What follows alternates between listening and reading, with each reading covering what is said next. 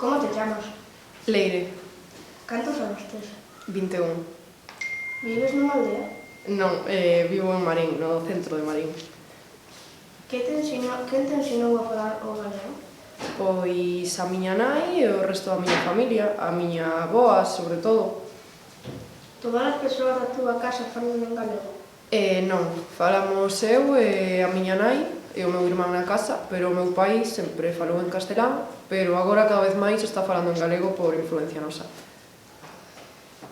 Por que aínda falas galego?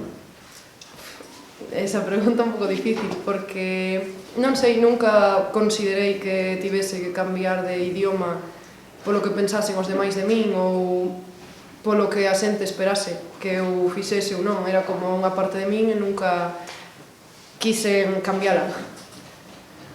Algúnha vez pensaches en falar castelán?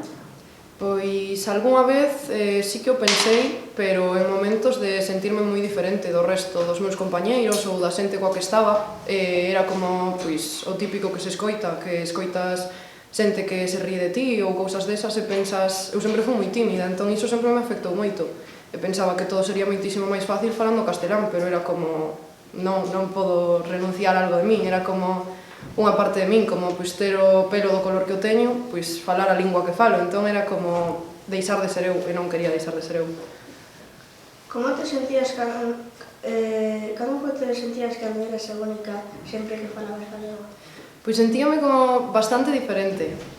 Sentíame como que sempre que chegaba a un sitio e decía a primeira palabra, nadie esperaba conocerme por como era eu, de verdad, senón... Era como, xa, é a nena que fala galego, da igual como sea ou como non, e cada persona tiña pois, os seus presuizos ou xa pensaba algo de min ou da miña forma de ser ou da miña familia simplemente polo idioma que falaba. Os demais trataban de diferente por falar galego? Pois sí, a verdade é que sí, había xente que me trataba como con máis cuidado porque, sobre todo, xente maior, porque pensaba que era difícil para min e así, pero tamén había outra xente que me trataba peor porque pensaba...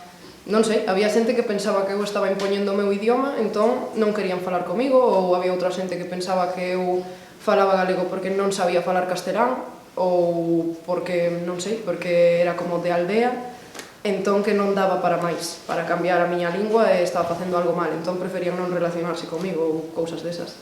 Algúnha vez dixeronche algo por falar galego? Moitísimas veces, e non mo siguen dicindo hoxe en día. Cal foi a tua maior experiencia no recreo? Mellor? Sí. Mellor, pois, non sei, aprendi moitísimas cousas, a verdade. Non podería como escoller unha. Sei que me pasei moi ben na excursión de fin de curso de Manzaneda, iso sí que me acordo, pero non sei, supoño que todo o que aprendín e todas as persoas as que coñecín e todo iso. Pois ata aquí, hasta a entrevista disto.